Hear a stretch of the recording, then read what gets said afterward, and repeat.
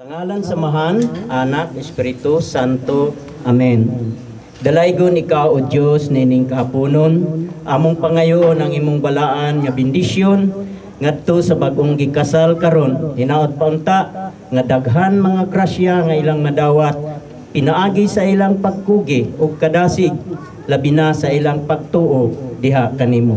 Dalaygon ikaw karon nga Diyos, hinaot paunta nga kining tanan nga niya sa amo karon, hatagan nimo mga panalangin, labi na nining grasya nga among pagadawaton. Hinaot paunta nga makahatag kini kabaskog sa among panglawas, aron sab kami makadangat sa among paulian nga madasigon o makusganon kami nagaalagad kanimo.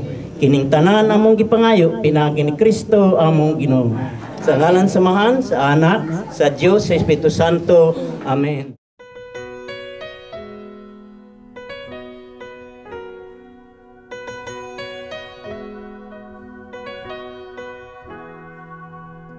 We were strangers, starting out on a journey, never dreaming what we'd have to go through.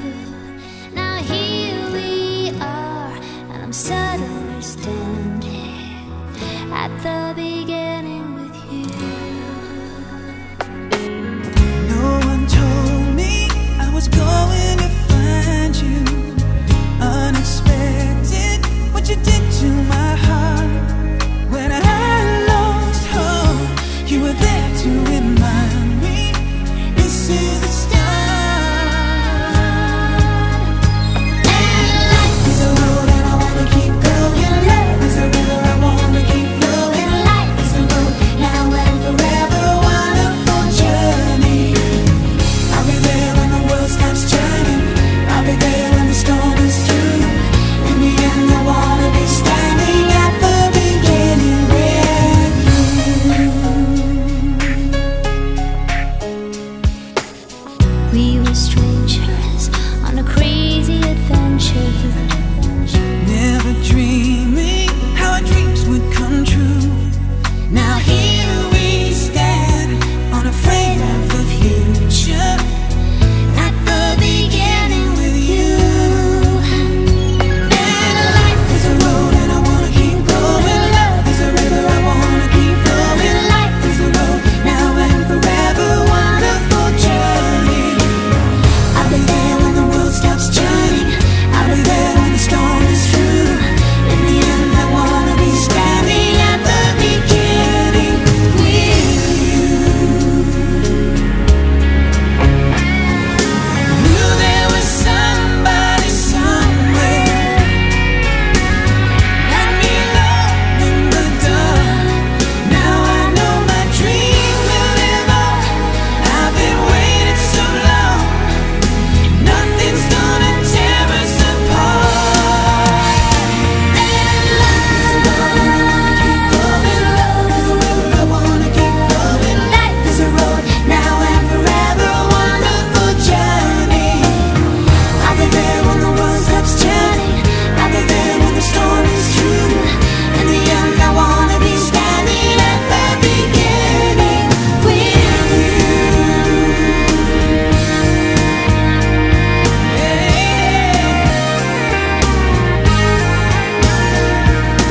Life is a road and I wanna keep going. Love is a river I wanna keep going on. Starting out on a journey. Life is a road and I wanna keep going. Love is a river I wanna keep flowing. In the end I wanna be standing at the beginning. Salamat sa atong MC, Sir Alan. Sa kanato halangdon ni Mayor Honorable Patrick Miola Jr.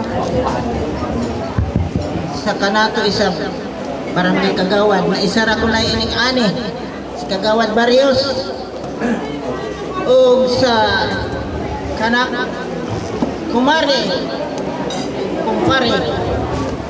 ug sa kang Richard, parents ni Richard, sa kamayo mga ninang ug ninong, pasaylo alam mo yun, kumari ka mo senior citizens. Na amo gani, di garak maingkod ang sinto, kay basin ako kapurutan, wa kay mapakya si purutan, kay senior citizen. Ang senior citizens, amo iyang naumpa hanasdan ang kinabuhi, kasakit o kalipay, hindi ang umanda. Para kana, ang kami niyon tuod dili sayo. Ang kana kami niyon, yak edad lang ako nan. Yalong lang ng 16 katuig dayon ihanaw ang kanak kapikas. Pero sa 16 katuig itagan diha ko karibidyo diha po kami upat nanak. Kalau isa Diyos ikatagang ko sila ng insakto, inkaplastar ko sila ng insakto na kay kita na ginikanan katungod tagayon ang pag-edukar, ang pag-plastar sa kanatok mga ginikanan, kanatok mga anak.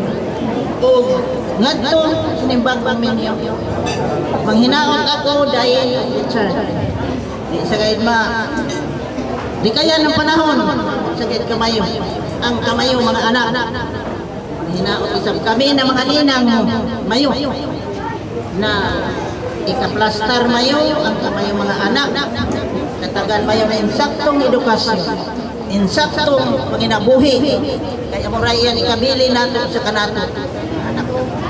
So ang kami niyon usahay aroy mga pagsulay, dili kay malikayan ang mga pagsulay, pero long pag-ayon ni Padre aroy mga problema mayo ini-ining mga ninong ninang, pero basin usahay di na kamo makakila, di na kamo makadangog, so pakyas ihapon. So ini kami samtang ako buhi makaduol kamo kanak nalapit na sa kita maka-advise ako ginagmay gihapon bisan senior citizens da ako.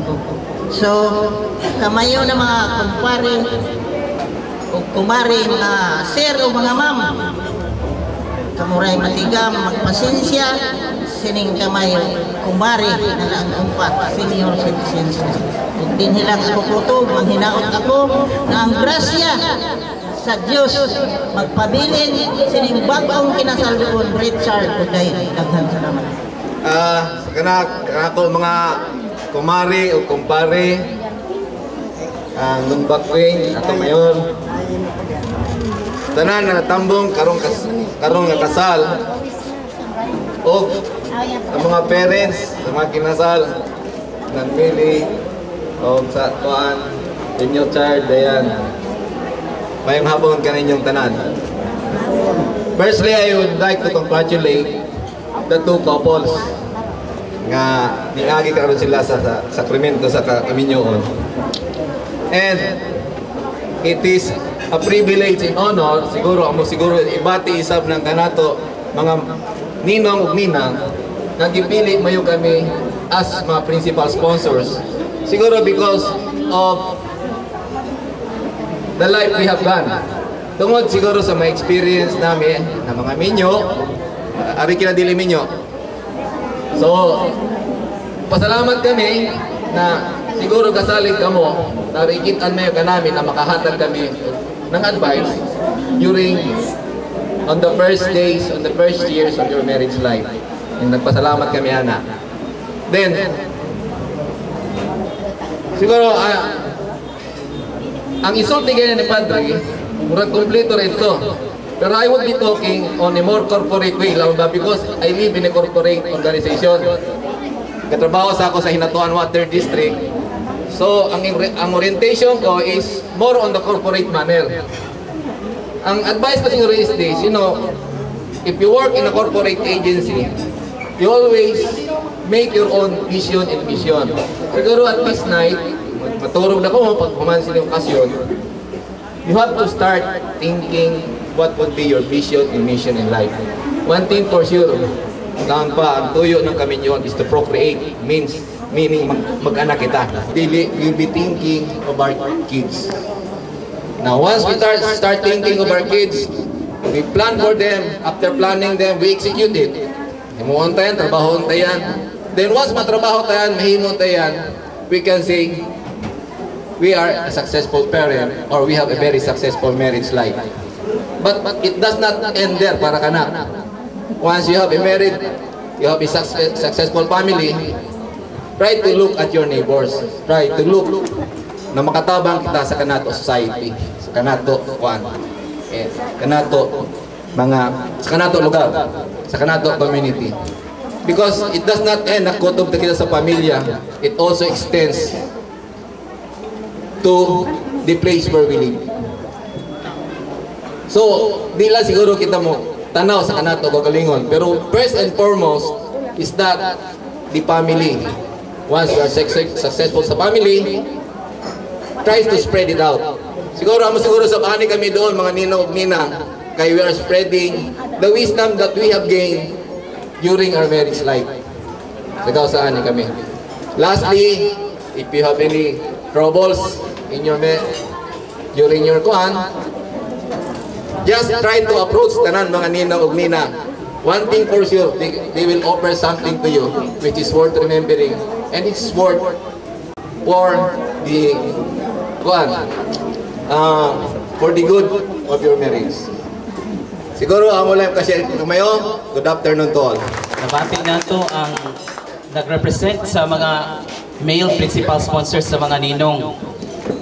Onya, basig makulangan pa gyud ang atong bride and groom. Kinahanglan pa gyud ako og bonus nga kuan mo mahimong makompleto gyud ang ilang madungog karon nga advice. Og tungod kay kining ninang kuan inahanon gyud nga figure bisan sa una sa dihang naapa ko sa Tagasaka National High School. Inahanon nga figure og inahanon sa mga estudyante mao nga kuan highly requested sa bride and groom nga pasultion siya. So let us all give a round of applause for Mrs. Mila Rivera. May hapon sa tanan.